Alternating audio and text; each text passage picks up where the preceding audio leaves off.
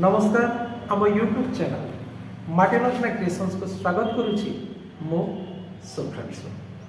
दर्शक बंधु, पृथ्वी एमती कौन भूभाग अच्छी जहाँ पुण्यभूमि भाव प्रसिद्धि पाई निजर अधिकार को प्रकट कर समर्थ।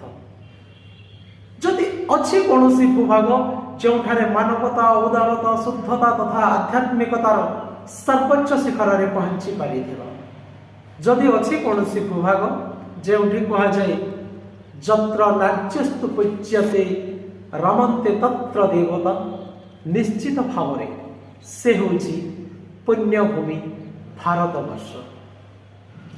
से दिन चिकागो सहर में स्वामी विवेकानंद ए भारतर महिमा को नहीं सर्वधर्म सम्मेलन में प्रतिनिधित्व कर समग्र विश्ववासी को चमकई देते। से घटना आज भी अविस्मरणीय। से दिन केवल विवेकानंद जाई नथिले धर्मसभा को, तांको सह थिला आम सनातन हिंदू धर्म। सारा विश्व में सनातन हिंदू धर्मर जयबाना उड़ुला। आज से सनातन धर्म विदेशी संस्कृति को आपणाई नेउछि। काली जो नारी देवी आसन में पूजा पाउथला, आज से नारी पाश्चात्य संस्कृति प्रभाव में हरई बसुछि निजर मर्यादा। सही नारी मानक सचेतन करी एक सुंदर कविता नहीं आसुछंती कवयित्री विजय श्रीनाथ। आसंतु सुनिबा तांका स्वरचित कविता हे युवती तुम्हें जाग्रत हुओ। माटीलग्ना द्वारा प्रस्तुत एही भिडियो रे मु मोर स्वरचित कविता पाठ करने को जाउछि, जेउठी विवेकानंद आदर्श को पाथेय करने पाई युवती मानक आह्वान करिछि। कवितार शीर्षक हे युवती तुम्हें जाग्रत हुओ।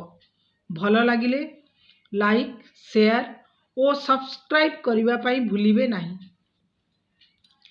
आमे पढ़ीछे विवेकानंद बही, बुझिबा ताहारी मर्म, तांक जीवनरू शिखिबाकू अछि देशभक्ति और देश प्रेम।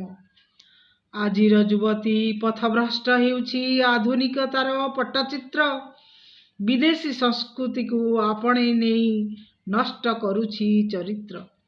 युवती मानंकु अनुरोध मोर पथभ्रष्ट हुओ नाही, जन्म भूईर भारतीयतार महत रखिबा पाई। भारतीय संस्कृति अतीव महान, ताकू आपणेई नेबा। वीर वीरंगना जीवनरू आमे बहुत किछि शिखिबा।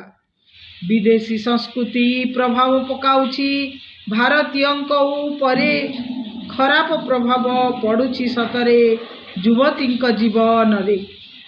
पंचेन्द्रिय को रखिबा आयत्तरे जीवन हेब सरस, ब्रह्मचर्य नीति पालन करिबा युवावस्था हेब हरस।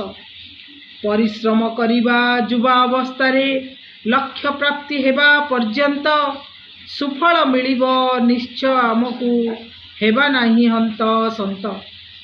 आध्यात्मिकता और न्यायिक व्यवस्था ट्रेन र लाइन परी, जिए जहा बाटे चली सते तालमेल रहू नाही।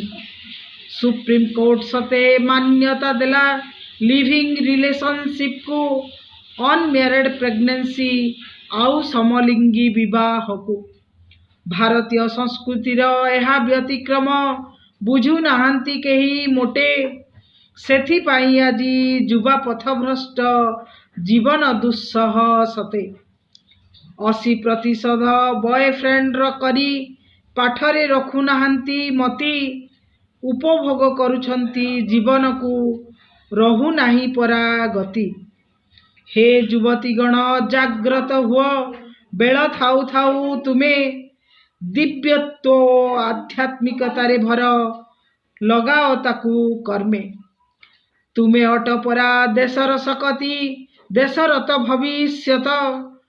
तुमे न जागिले माँ माटी कांदिब, कांदिबारे आमे नित्य।